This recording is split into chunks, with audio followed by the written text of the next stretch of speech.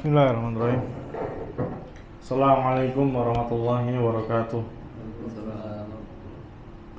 Alhamdulillah.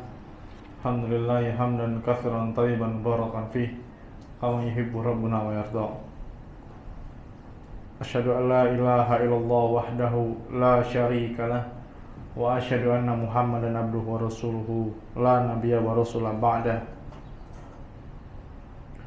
Qala Allah Ta'ala fil Qur'anil Karim, ya ayyuhalladzina amanu taqullaha haqqa tuqatih wa la tamutunna illa wa antum muslimun. Wa qala azza wa jalla, ya ayyuhan nasu taqu rabbakumul ladzi khalaqakum min nafsin wahidah wa khalaqa minha zawjaha wa batha minhuma rijalan katsiran wa nisaa'a wattaqullaha alladzi tasaaluna bihi wal arham innallaha kana 'alaikum raqiba. Amma ba'du fa inna asdaqal hadithi kitabullah wa khairul hadi Muhammadin sallallahu alaihi wasallam wa syarrul umuri muhdatsatuha fa inna kulla muhdatsatin bid'ah. Ikhwani fid din wa akhwati kiram, a'azinallahu wa iyyakum. Yang pertama-tama kita bersyukur atas kemudahan dari Allah Subhanahu wa Ta'ala yang masih mempertemukan kita di sore hari Jumat yang penuh dengan keberkahan ini. Kita bisa melanjutkan kewajiban kita sebagai seorang muslim, yaitu melaksanakan salat asar, dan kemudian dilanjutkan dengan mempelajari agama Allah, yang mana itu merupakan sebuah kewajiban yang Allah Subhanahu wa Ta'ala bebankan kepada kita. Karena Nabi Muhammad sallallahu alaihi wasallam beliau pernah bersabda, talabul ilmi faridatun ala kulli muslim. Menuntut ilmu itu hukumnya wajib. Wajib bagi setiap muslim. Seorang suami kalau dia tidak belajar ilmu agama, maka dia tidak akan tahu bagaimana cara membimbing keluarganya. Seorang istri kalau dia tidak belajar ilmu agama, dia tidak akan tahu bagaimana cara berbakti atau taat kepada suaminya.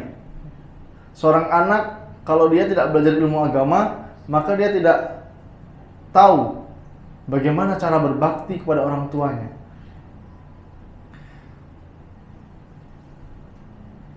Dan perlu kita ketahui ikhwan, bahwasanya duduknya kita di sini itu merupakan ketetapan dari Allah Subhanahu wa Ta'ala. Dan kita sedang didoakan oleh para malaikat. Malaikat yang memintakan ampunan selama kita duduk di majelis ilmu. Dan majelis ilmu adalah jalan tercepat bagi kita untuk menuju surganya Allah Subhanahu wa Ta'ala. Karena Nabi Muhammad SAW beliau pernah bersabda, "Wa man salaka tariqan yaltamisu fihi ilman, sahalallahu lahu bihi tariqan ilal jannah." Barang siapa yang berjalan dari rumahnya dalam rangka untuk menuntut ilmu atau mempelajari agama Islam, maka Allah akan mudahkan jalan dia menuju surga. Kita menuntut ilmu, mempelajari agama Islam, harus meluangkan waktu. Belajar ilmu agama itu harus meluangkan waktu. Jangan nunggu waktu luang. Belajar agama harus meluangkan waktu. Bikin agenda khusus. Nggak harus kajian sore ba'da asar. Kalau sempatnya ba'da maghrib, cari jadwal kajian ba'da maghrib. Minimal 1 pekan 1 kali.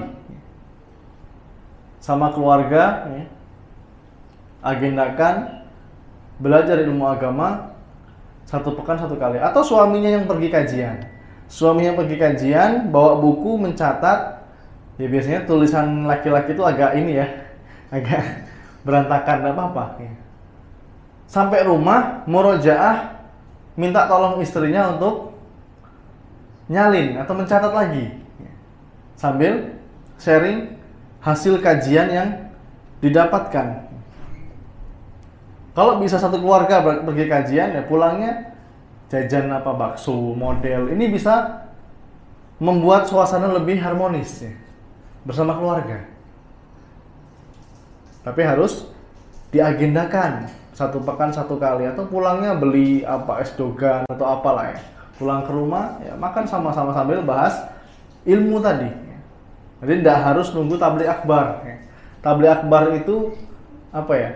Intermezzo. Yang menguatkan kita adalah kajian rutinnya ya. Jadi nasihat buat saya pribadi dan buat ikhwan dan akhwat sekalian, agendakan satu pekan khusus untuk membahas ilmu. Sempatkan datang kajian. Semoga Allah memberi kita taufik dan hidayahnya. Amin Allahumma amin. Ikhwan fi din wa akhwati fillah, azanallahu wa iyyakum. Banyak dalil yang memerintahkan kita untuk segera berlari menuju Allah Subhanahu wa taala. Kita bertaubat kepada Allah Subhanahu wa taala, meminta ampunan. Jangan kita terlalu pede dengan mengatakan kita tidak punya dosa. Dan jangan pernah sekali-kali ngejek atau menertawakan orang yang berbuat dosa. Karena bisa jadi suatu hari nanti kita terjerumus ke sana. Bisa jadi. Atau ketika orang yang kita tertawakan tadi, dia bertaubat kepada Allah, dia lebih baik dari kita. Cukup kita mendoakan dan berhusnuzon kepada Allah Subhanahu wa taala. Kita diperintahkan untuk beristighfar, meminta ampun kepada Allah Subhanahu wa taala, seperti yang diperintahkan oleh Nabi Muhammad SAW, yang mana beliau pernah bersabda, ya ayuhan nas, tubu ilallahi wastaghfiruhu fa inni atubu fil yaumi mi'atan marrah. Wahai sekalian manusia, yang dipanggil semua manusia, ya ayuhan nas, wahai manusia, tubu ilallah, bertaubatlah kalian kepada Allah, wastaghfiruhu, dan mintalah ampunan kepadanya. Meminta ampunan, karena sesungguhnya aku bertaubat kepada Allah dalam sehari sebanyak 100 kali. Ini Nabi, Nabi yang dosanya sudah diampuni oleh Allah sebelum dan sesudah, yang sudah dijamin oleh Allah Subhanahu wa taala masuk ke dalam surga. Tapi sehari beliau bertaubat, dia minta ampunan kepada Allah tidak kurang dari 100. Dalam riwayat lain 70 sampai 100. Bagaimana dengan kita ya, Pak? Kita yang belum tahu dosa kita ini diampuni apa belum sama Allah.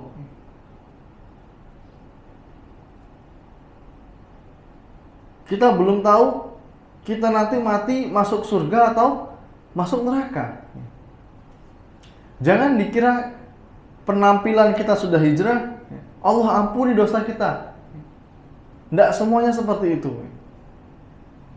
Karena hijrah yang sebenarnya, bertaubat yang sebenarnya itu dari hatinya, bukan dari penampilan. Kita sering dengar istilah taubat. Makna dari taubat itu sendiri,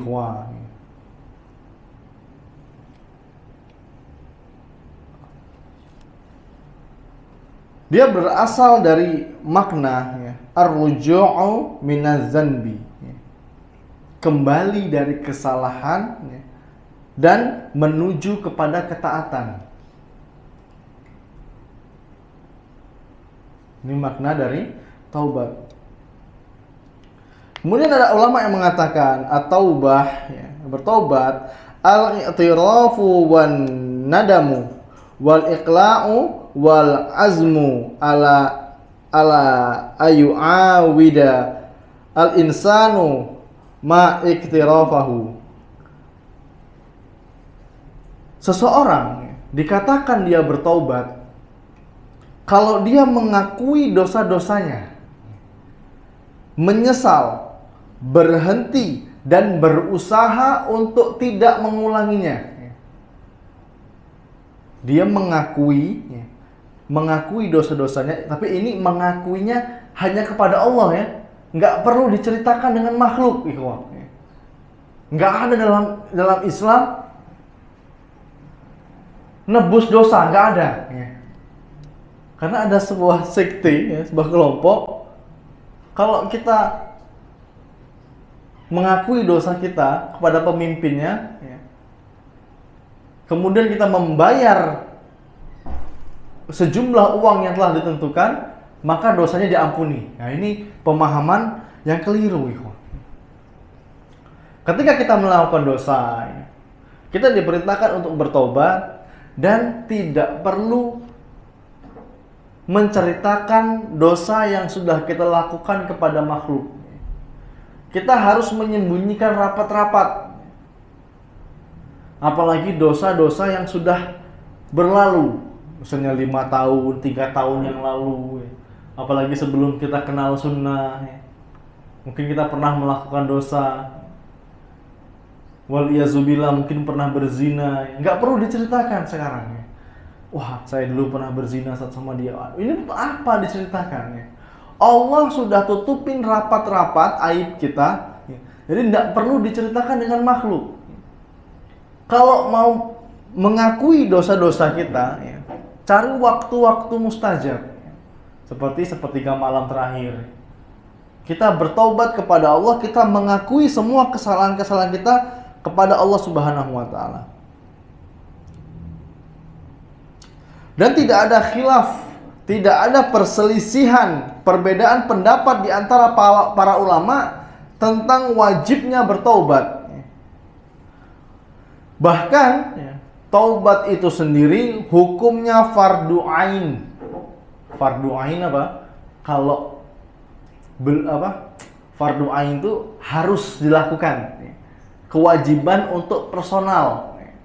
Seperti sholat, puasa. Ini nggak bisa diwakilkan karena hukumnya fardu ain. Beda dengan apa? Fardu kifayah. Kalau fardu kifayah, jika sudah ada orang lain yang melakukan, maka gugur kewajiban kita. Contohnya azan. Kalau sudah ada yang azan, maka kita gugur kewajibannya untuk azan lagi. Memandikan jenazah, ini hukumnya fardu kifayah.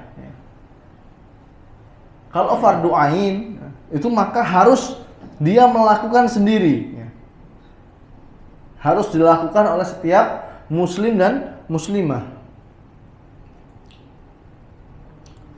Ibnu Qudamah rahimallahu taala, beliau wafat tahun 689 Hijriah. Beliau mengatakan para ulama terdahulu telah ijma, telah sepakat tentang wajibnya bertaubat.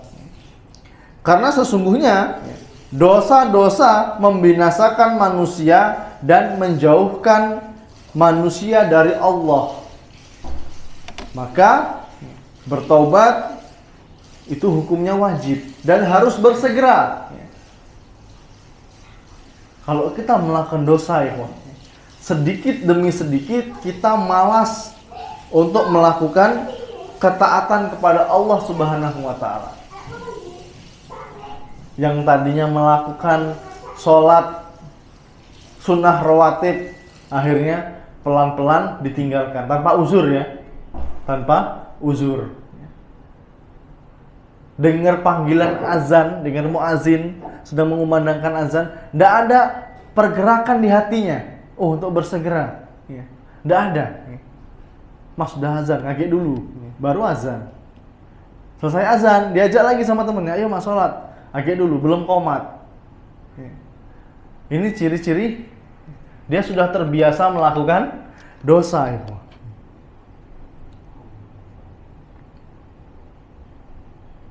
Jadi malas dia untuk melakukan ketaatan.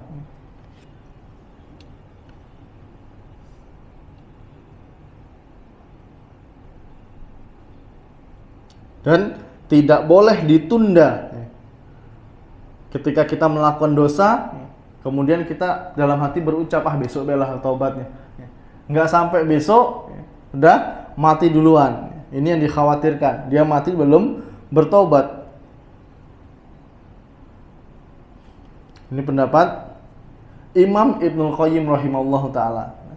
Kata beliau, sesungguhnya segera bertaubat kepada Allah dari perbuatan dosa, hukumnya adalah wajib. Dilakukan dengan segera dan tidak boleh ditunda.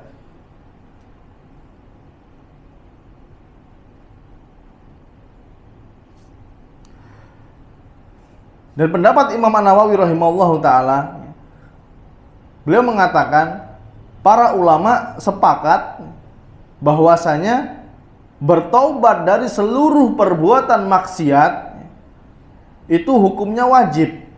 Wajib segera dilakukan dan tidak boleh ditunda. Apakah itu dosa besar maupun dosa kecil. Karena manusia, manusia itu tempatnya salah dan dosa. Fitrahnya manusia itu melakukan dosa. Seperti orang yang lapar, haus. Ini manusia berdosa.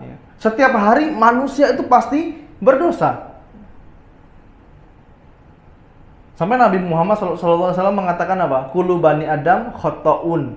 Seluruh anak Adam atau manusia ini semuanya pendosa. Wa khairu khotoina atawabun. Dan sebaik-baiknya pendosa itu adalah orang yang bertaubat. Jadi dari bangun tidur sampai tidur lagi, kita tuh sudah terlalu banyak melakukan dosa. Baik dosa kepada makhluk atau kepada Allah Subhanahu wa ta'ala. Contohnya apa? Mata kita. Mata kita diberikan oleh Allah Subhanahu wa ta'ala, tapi kita pakai untuk melihat yang haram.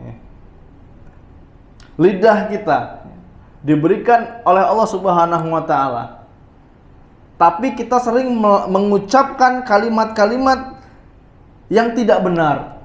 Kalimat berdusta, melaknat, sumpah palsu, menuduh, bahkan waliyazubillah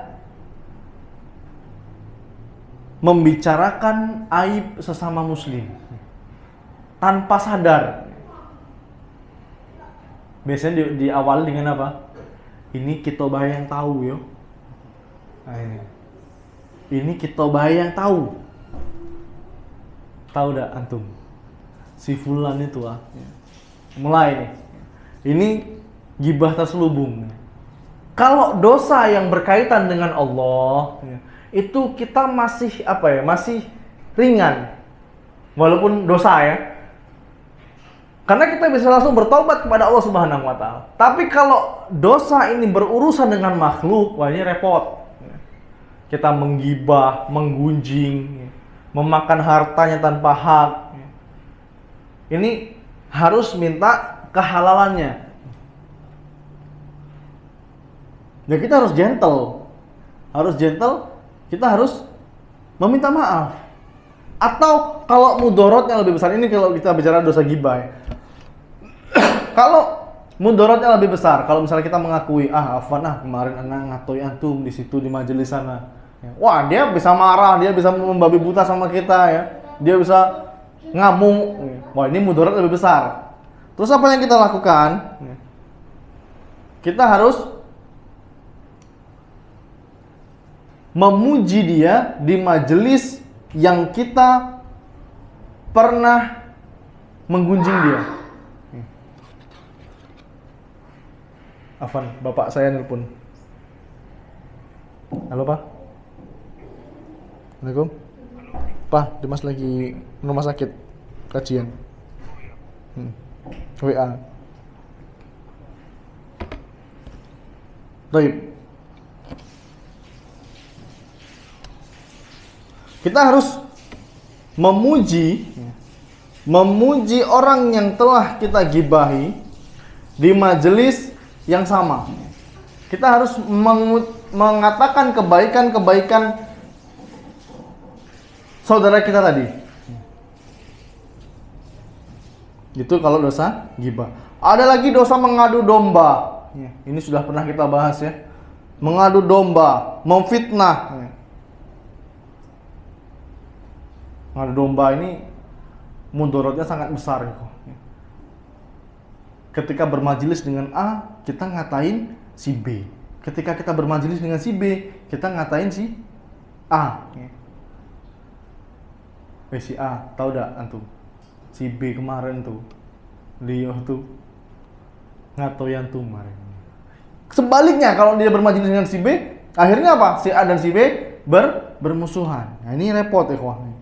Mudaratnya sangat besar. Ini bahaya dari apa? Lisan. Makanya jangan suka banyak ngomong. Ngomong itu yang penting-penting aja, yang bermanfaat.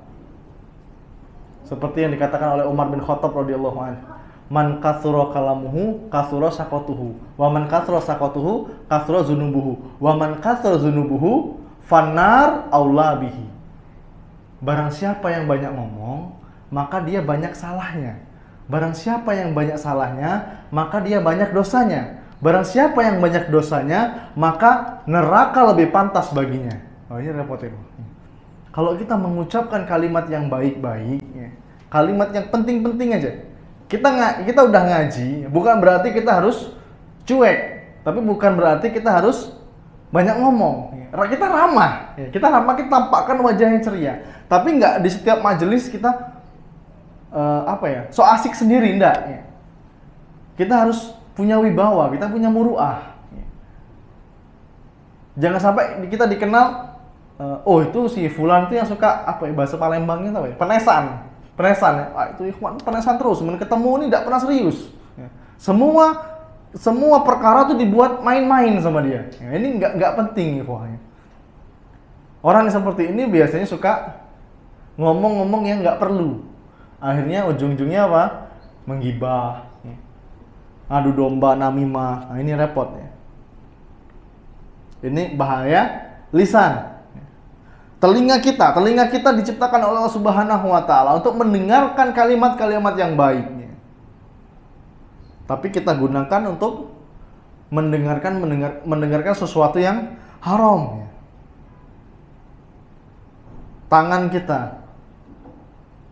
Tangan digunakan atau diciptakan oleh Allah Subhanahu wa taala. Tapi disalahgunakan dengan menyentuh lawan jenis. Tanpa uzur ya, tanpa uzur. Karena ada ikhwah yang dia baru beberapa kali ikut kajian, dapat ilmu seperti ini, lihat orang kecelakaan, ibu-ibu kecelakaan atau akhwat kecelakaan. Dia kecelakaan, nggak berani megang. Loh, kenapa mas gak ditolongin? Kata ustadznya nggak boleh menyentuh mahram, menyentuh orang yang bukan mahram. Ini beda bab mas, ini darurat. Ya, apa definisi darurat? Kalau nggak kita tolong, mudaratnya lebih besar. Seperti saudara-saudara kita di medis. Ini kan rentan interaksi dengan lawan jenis ya. Ya ini darurat. Memang ini tugas mereka. Tapi harus ditanamkan dalam hati bahwa ini tidak boleh. Saya menyentuh lawan jenis. Wah ini nggak boleh. Tapi ini darurat. Jangan dinikmatin, malah dinikmatin. Ini nggak boleh. Ini tidak boleh. Jelas haram hukumnya. Atau tangan kita digunakan untuk memukul, untuk mencuri, bahkan membunuh. Ini jelas dosa. Dan kita kadang nggak sadar, kita ini tidak sadar. Kaki kita gunakan untuk kita melangkah menuju tempat-tempat yang Allah tidak sukai, ke tempat yang penuh dengan kemaksiatan, tanpa uzur ya. Melangkah ke tempat-tempat yang penuh dengan kemaksiatan. Karena ikhwani fiddin azanallahu wa iyyakum, tidak ada manusia yang suci. kecuali Nabi Muhammad SAW. Semua manusia muslim, muslimah, semuanya pernah melakukan dosa, baik pernah terjerumus pada kesalahan. Baik itu orang awam, orang yang belum paham agama, atau dia seorang ustadz, dia seorang dai, kiai, pendakwah, semuanya pernah terjerumus pada kesalahan. Bahkan ulama pernah terjerumus pada kesalahan. Karena itu di setiap keadaan kita tidak boleh lepas dari istighfar. Apalagi kita yang sering sendirian, naik motor, kita bawa kendaraan, daripada kita nostalgia dengan kadang kan nggak sadar sambil nyupir, sambil bawa motor, ini nyanyi, kebawa. Kita sekilas denger lagu-lagu yang dulu kita pernah dengarkan, nggak sengaja kita mengikuti. Daripada seperti itu, lebih utama kita beristighfar ketika di motor, ketika di mobil. Capek istighfar, setel murotal. Capek setel murotal, setel kajian. Agar kendaraan juga, hidup kita juga lebih berkah, ikhwah. Jadi tidak ada manusia yang tidak berdosa. Dan sebaik-baiknya orang yang berdosa adalah orang yang bertaubat.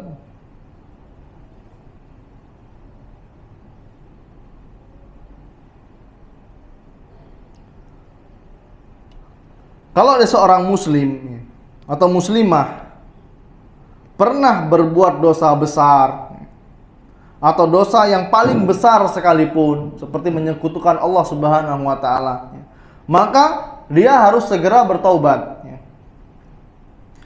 Karena tidak ada yang namanya kata terlambat dalam bertaubat, ikhwah. Mungkin kita sebelum kenal kajian ada sebagian saudara kita yang terjerumus pada perkara kesyirikan. Kira-kira ada nggak dosa yang lebih besar daripada dosa syirik? Jawabannya tidak ada, ya. Syirik kepada Allah itu adalah dosa yang paling besar. Tapi itu semua bisa Allah ampuni kalau dia belum mati. Yang dosa syirik yang tidak Allah ampuni adalah ketika dia mati dalam keadaan membawa dosa syirik, belum sempat bertobat, atau dia bertobat tapi nyawanya udah sampai sini, udah sampai tenggorokan, maka taubatnya tidak diterima. Ini sudah pernah kita bahas, syarat-syarat taubat, Di antaranya apa? Sebelum matahari terbit dari barat, Kalau terbit dari timur, Nah, kalau matahari terbit dari barat udah nggak bisa lagi diampuni. Kita seorang muslim, kita harus meyakini di antara tanda-tanda kiamat itu matahari terbit dari barat. Ini akidah, Ini pelajaran akidah. Kita harus yakin kalau matahari terbit dari barat, mau kita beristighfar, maka tidak akan Allah ampuni. Atau nyawanya sudah sampai tenggorokan.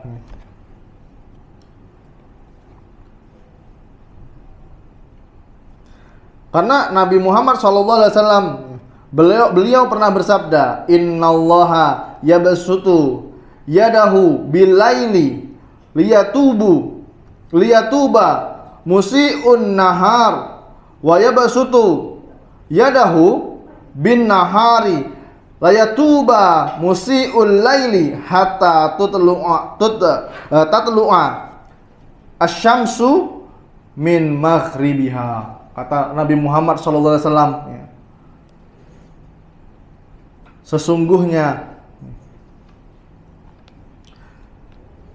sesungguhnya Allah Subhanahu wa taala selalu membuka tangannya di waktu malam untuk menerima taubat orang yang melakukan kesalahan di siang hari. Dan Allah membuka tangannya pada siang hari untuk menerima taubat orang yang melakukan kesalahan di malam hari. Begitulah hingga matahari terbit dari barat. Ini bukti bahwasanya Allah itu Maha Pengampun di setiap waktu, dan Dia menerima taubat kita. Allah Subhanahu wa taala selalu mendengar istighfar dan mengetahui taubat hambanya. Taubat yang benar-benar bertaubat ya. Bukan taubat apa? Sambel. Taubatnya semangat hanya di awal. Habis itu udah nggak lagi dia. Atau habis kena musibah, kena masalah ya. Ada masalah besar, wah yang bertobat kepada Allah, rajin sholat ke masjid, ya kan? Rajin datang kajian, aktif di dakwah. Setelah Allah angkat masalahnya, udah nggak lagi deh. Berarti ini taubat sambel, ya. Taubat yang nggak serius, nggak taubat nasuha.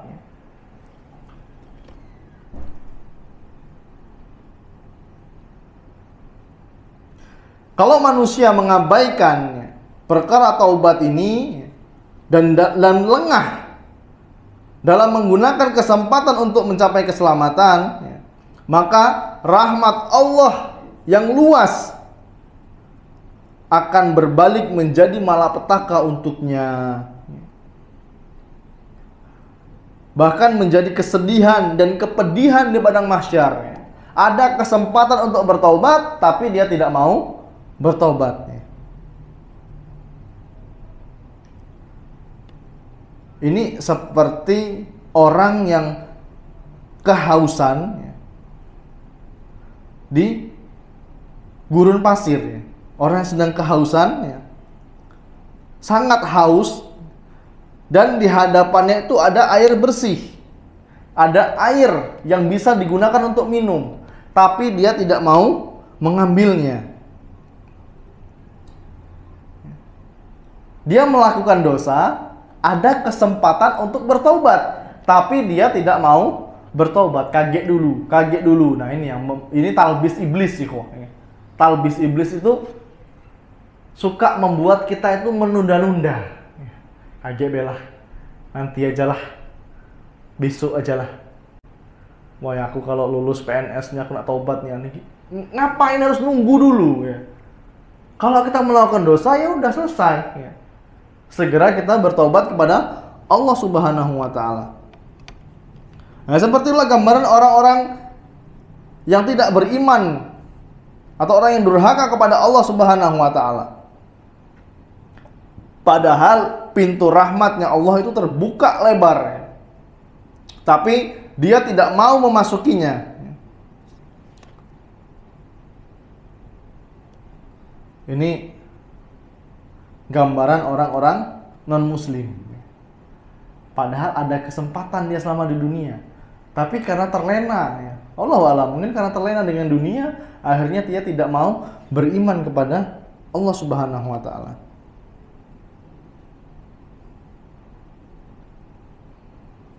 Salah taubat kemarin beberapa waktu yang lalu sudah pernah kita bahas ya. Di antaranya apa? Sebelum salah taubat yang pertama harus ikhlas. Ikhlas kepada Allah Subhanahu wa taala. Semuanya kita ini pendosa ya.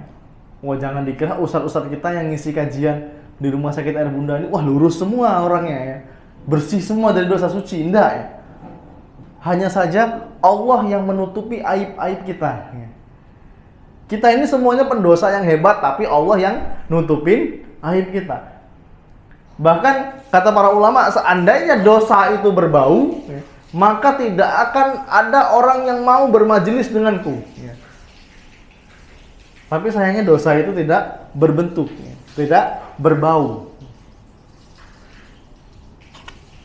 Yang pertama kita harus ikhlas.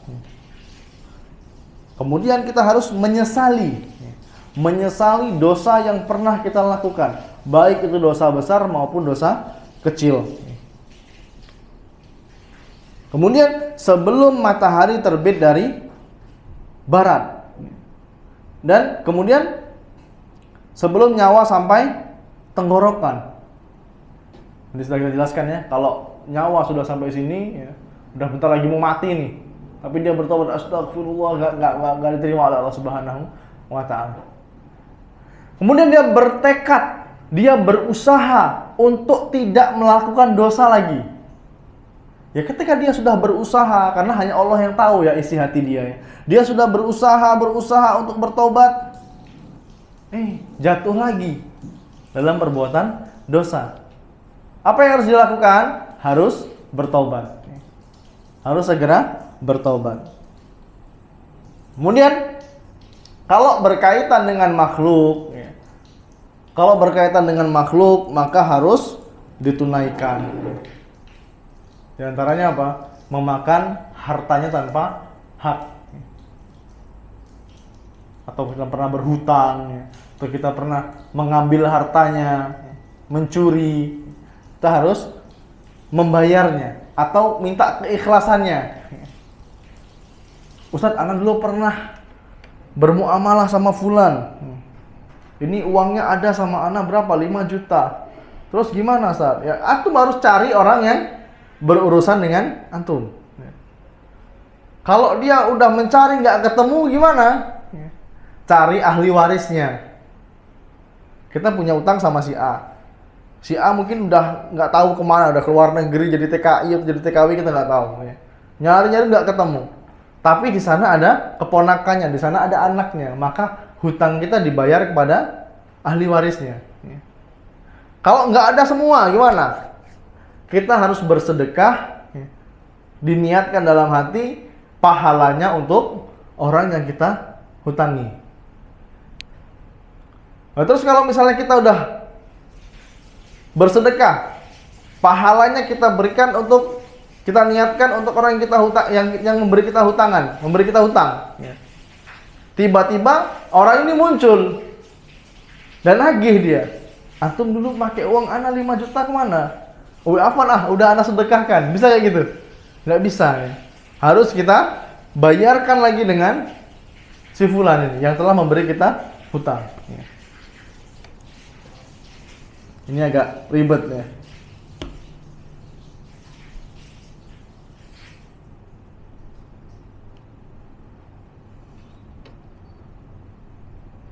Daripada nanti kita diminta pertanggungjawaban di akhirat, ya, lebih baik kita minta kehalalannya selagi di dunia.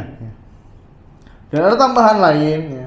Ketika kita melakukan dosa, kita dianjurkan untuk sholat taubat. Ya. Seperti yang disabdakan Nabi Muhammad SAW, "Ma min rajulin yudhnibu dzanban thumma yaqumu fatatahharu thumma yusalli thumma yastaghfirullah illa ghafarallahu lahu thumma qara'a hadhil ayah walladzina idza fa'alu fahishatan aw dzalamu anfusahum zakarullaha fastaghfiru lizunubihim." Kata Nabi Muhammad SAW, jika seseorang berbuat dosa, kemudian dia pergi berwudu, bersuci, kemudian dia sholat 2 rakaat, dan dia memohon ampun kepada Allah, niscaya Allah akan ampuni. Kemudian Nabi Muhammad SAW membacakan ayat walladzina idza fa'alu fahishatan aw dzalamu anfusahum zakarullaha wastaghfiru lizunubihim wa may yaghfiru dzunuba illallah wa lam yusirru ala ma fa'alu wa hum ya'lamun. Nabi Muhammad SAW membacakan surat Ali Imran ayat yang ke-135. Dan orang-orang yang apabila mengerjakan perbuatan keji atau menganiaya dirinya sendiri, zalim kepada dirinya sendiri, mereka ingat kepada Allah lalu memohon ampun terhadap dosa-dosa mereka, dan siapa lagi yang dapat mengampuni dosa-dosa selain Allah, dan mereka tidak meneruskan perbuatan kejinya sedangkan dia mengetahui, dia tahu nih perbuatan ini keji tapi dia tidak mau melakukan lagi, maka Allah akan ampuni dosa-dosanya. Dan ikhwan fillah azanallahu wa iyyakum, bismillah. Orang yang bertaubat itu memiliki beberapa tingkatan. Memiliki beberapa tingkatan. Tingkatan yang pertama, orang yang istiqomah dalam taubatnya sampai akhir hayatnya. Ini mudah-mudahan kita termasuk dari tingkatan yang pertama. Dia tidak berkeinginan lagi untuk mengulangi dosanya. Dan dia berusaha membereskan semua urusan yang pernah keliru. Kalau kita nggak punya misi, laki-laki kalau nggak punya visi, visinya apa ya? Kita minta ampunan pada Allah. Visi kita ya surga sekarang. Tujuan hidup kita surga. Apapun pekerjaan kita selagi halal, tujuan kita apa? Surganya Allah Subhanahu Wa Taala. Kalau laki-laki nggak punya visi ini, pasti dia pengen kembali ke masa lalunya. Wih, lemak dulu ya. Lemak sebelum kenal kajian. Kemana-mana bebas, tidak ada yang melarang. Sekarang nak makan pakai tangan kiri ya malu, kaget ketemu ustadz di jalan. Kenapa harus malu ketemu ustadznya? Harusnya malu pada Allah Subhanahu Wa Taala. Nah, tingkatan yang pertama, dia istiqomah dalam taubatnya sampai akhir hayat, dan dia tidak punya keinginan untuk melakukan dosanya lagi. Ya, walaupun terkadang ada sedikit dosa-dosa kecil yang masih dia lakukan. Dan memang ya manusia itu tidak lepas dari dosa-dosa kecil. Akan tetapi dia selalu bersegera dan beristighfar kepada Allah Subhanahu Wa Taala. Dan dia selingi, atau dia apa ya bahasa Indonesianya nak? Dia tutupin kekurangannya dengan perbuatan-perbuatan baik. Karena perbuatan buruk harus ditutupi dengan perbuatan yang baik. Semua perbuatan baik. Bahkan kita menampakkan wajah kita yang ceria, itu merupakan sebuah kebaikan.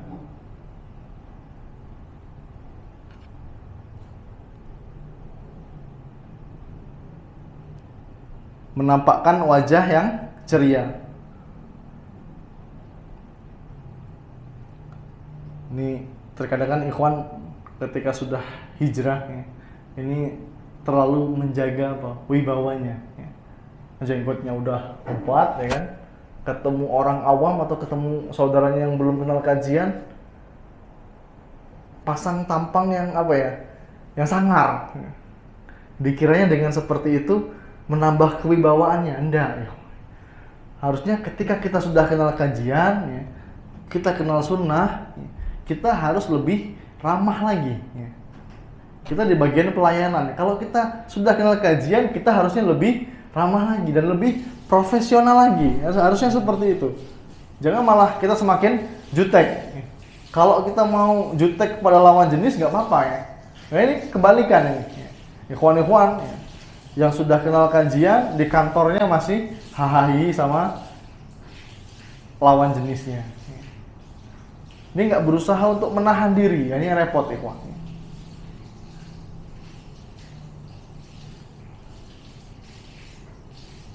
Dan inilah taubat yang disebut dengan taubat nasuha, bukan taubat sambal. Itu tingkatan yang pertama. Tingkatan yang kedua, yaitu orang yang menempuh jalan, orang-orang yang istiqomah. Dia berusaha untuk istiqomah dalam perkara-perkara, dalam semua perkara ketaatan, dan menjauhkan semua dosa-dosa besar. Tetapi dia terkena musibah, yaitu sering melakukan dosa-dosa kecil tanpa dia sengaja. Jangan sekali-kali, ikhwah, jangan sekali-kali kita meremehkan dosa kecil. Antum tahu Bukit Sulap? Bukit Sulap itu terbentuk dari batu-batu yang kecil. Batu-batu kecil, ya. Bukan hanya Bukit Sulap lah. Semua gunung itu terbentuk dari komponen-komponen kecil. Disusun akhirnya jadi besar. Begitu juga dengan dosa, ikhwah. Jangan sepelekan dosa kecil. Ada apa-apa dosa-dosa dikit, baik. Nggak apa-apa dosa-dosa dikit. Dari mana konsepnya seperti ini? Paling di neraka sehari 2 hari. Di neraka sehari 2 hari. Padahal 1 hari di neraka sama dengan 1000 tahun di dunia. Berani kita. Bahkan dalam sebuah riwayat yang disebutkan panasnya api neraka, panasnya api dunia itu 70 kali dari panas api neraka. Antum tahu ini apa? Obat nyamuk bakar itu, tempelkan di ketiak. Panas nggak kira-kira? Panas sih kok. Tapi api neraka itu lebih panas. Api neraka lebih panas. Nah, ini tingkatan yang kedua. Dia berusaha menempuh jalan orang-orang yang istiqomah, tapi dia kena penyakit, yaitu sering melakukan dosa-dosa kecil. Tapi setiap dia melakukan dosa-dosa itu, dia berusaha membenci dirinya. Dia tahu ini nggak boleh. Dia tahu ini tidak boleh. Dan dia kemudian menyesali perbuatan-perbuatan dosanya. Allah Subhanahu wa taala berfirman, "Alladzina yajtanibuna kaba'iral itsmi wal fawahisha illal lamam. Inna rabbaka wasi'ul maghfirah." Kata Allah Subhanahu wa taala, yaitu orang-orang yang berusaha menjauhi dosa-dosa besar dan perbuatan keji yang selain dari kesalahan-kesalahan kecil. Inna rabbaka wasi'ul maghfirah. Sesungguhnya Rabbmu itu maha luas ampunannya. Kita tahu ampunan Allah itu seluas laut, seluas lautan, tapi kita tidak mengetahui. Kita tidak tahu, nggak sadar kita. Kita merasa dosa kita ini sudah terlalu banyak, sudah terlalu besar. Kalau dosa kita sebesar kapal, ampunan Allah itu seluas lautan. Allah itu maha pengampun.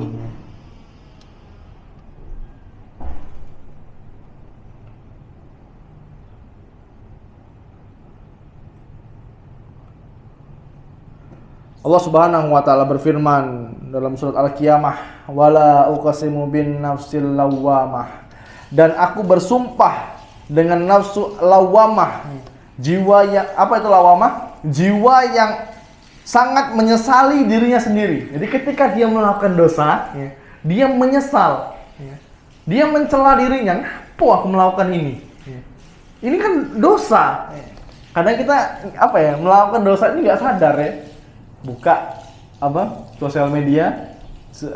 Yang pertama yang kita follow itu akun-akun yang benar ya, yang sunnah ya, yang menyebarkan dakwah. Tapi ketika kita di algoritmanya itu keluar yang aneh-aneh. Tapi biasanya algoritma itu mengikuti apa yang kita follow biasanya. Keluar yang benar-benar aja. Walaupun ada 1-2 lah. Kalau dia berusaha, dia menyesali perbuatan ini, dia beristighfar, maka insya Allah akan Allah ampuni. Itu tingkatan yang kedua. Yang pertama orang yang taubatan nasuha, yang kedua dia berusaha mengikuti orang-orang yang istiqomah, tapi terkadang dia terjatuh pada perbuatan dosa-dosa kecil. Yang ketiga, orang yang bertaubat. Orang yang bertaubat dan istiqomah dalam taubatnya sampai satu waktu. Kemudian suatu saat dia mengerjakan lagi sebagian dosa-dosa yang besar ya. Karena dia dikalahkan oleh syahwatnya.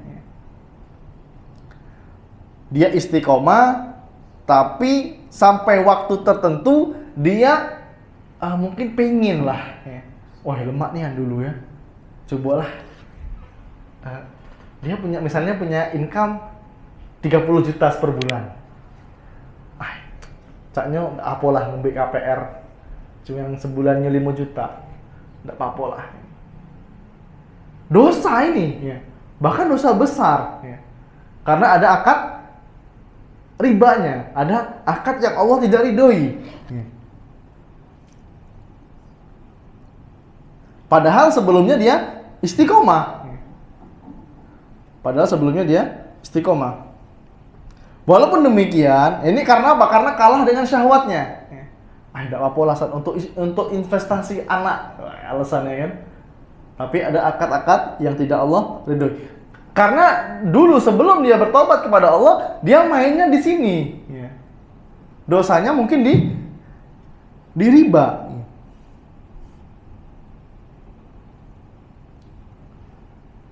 Walaupun demikian, dia masih tetap menjaga perbuatan-perbuatan baiknya dan masih taat kepada Allah Subhanahu wa taala. Masih dia sholat, masih dia pergi kajian, tapi juga dia masih melakukan dosa yang dulu pernah dia lakukan.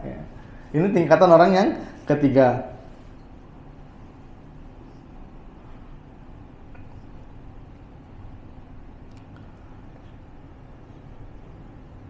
Ini terkalahkan dengan syahwat. Tapi dia tetap menyiapkan dirinya untuk bertaubat dan berkeinginan agar Allah mengampuni dosanya. Ini tingkatan yang ketiga. Tingkatan yang keempat, ya, yaitu orang yang bertaubat, tetapi taubatnya hanya sementara waktu.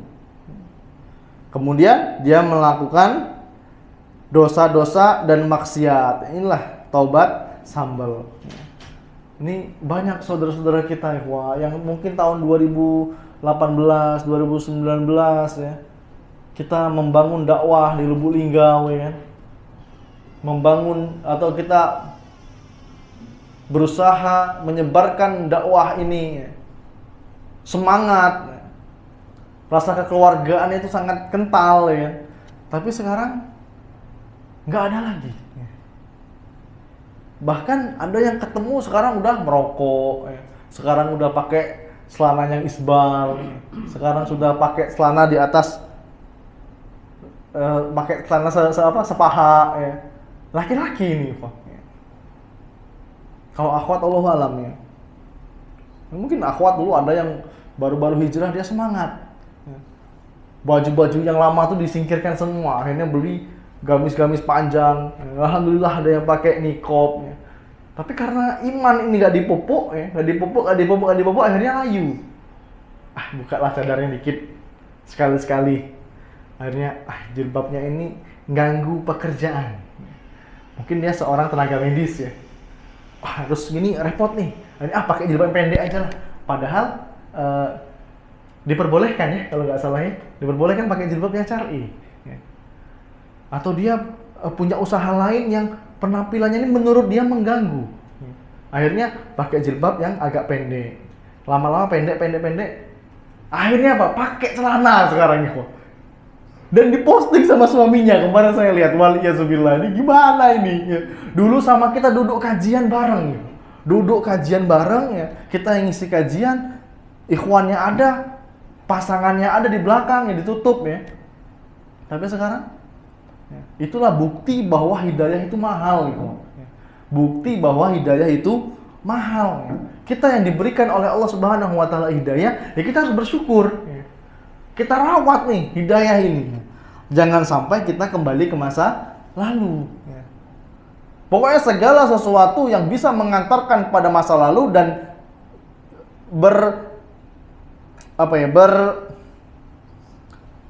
yang membuat kemungkinan kita akan kembali lagi seperti dulu, maka kita harus tutup. Tutup semua pintu-pintu yang bisa mengarahkan kita futur atau kembali kepada masa lalu yang buat kita nggak semangat lagi beragama. Ya biasanya masalah dunia ya. Awal-awal dulu masya Allah semangat datang kajian, ya kan? Itu masih miskin dulu, masih susah, ya banyak urusan ya, proyeknya macet, akhirnya cobalah sholat lah. Enggak apa-apa, bagus ya. Bagus ini. Musibah yang membuatmu kembali kepada Allah itu lebih utama daripada nikmat yang menjauhkanmu kepada Allah Subhanahu wa taala ya. Tapi setelah dibukakan sedikit pintu dunia udah mulai lupa.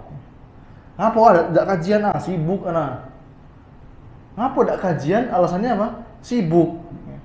Dikiranya kita yang datang kajian ini pengangguran semua ya. Ya kembali semuanya kemana? Ke prioritas. Agama ini jadi prioritas nggak untuk kita? Kalau agama kita jadi prioritas ya, sesibuk apapun kita pasti kita meluangkan waktu. Nggak mungkin 24 jam tuh sibuk terus, nggak mungkin ya. Pasti setiap pekan itu ada waktu senggangnya. Dan kalau kita susah nyari senggangnya, kita yang mengatur waktunya. Oh, tidak bisa Ustaz, anak kerja sip-sipan, 2 hari 21, 2 hari masuk, sehari libur. Ya nggak apa-apa, diatur liburnya tadi untuk kajian. Jauh Ustaz, di mana? Di Merasi. Jauh katanya di Merasi. Cuma 20 kilo ikhwah dari sini. Ada kajian di sana, alhamdulillah rutin hampir setiap hari. Jauh katanya. Nah, yang dekat-dekat belah. Nah, yang dekat nggak ketemu dengan jadwal dia libur. Ini banyak alasan nih ikhwah. Akhirnya apa? Mulai nggak datang kajian. Dan ikhwan fillah azanallahu wa iyyakum. Yang terakhir, kenapa kita harus berlari menuju Allah Subhanahu wa taala ketika kita melakukan dosa atau maksiat? Karena Allah Subhanahu wa taala berjanji kepada orang yang bertaubat dan istiqomah dalam taubatnya, Allah akan hapuskan dosa-dosanya. Allah akan hapuskan. Karena Rasulullah SAW beliau pernah bersabda, "At-taibu minadz-dzanbi kaman la dzanbalah." Orang yang bertaubat dari dosa seolah-olah dia tidak berdosa. Para sahabat radhiyallahu anhum majma'in. Dosa apa yang belum pernah mereka lakukan? Semua dosa itu sudah pernah para sahabat lakukan. Tapi ketika dia bertaubat kepada Allah Subhanahu wa taala, hidayah menyapa hatinya, Allah buat mereka seperti bayi yang baru lahir, gak punya dosa sama sekali. Wah, ini janjinya Allah Subhanahu wa taala.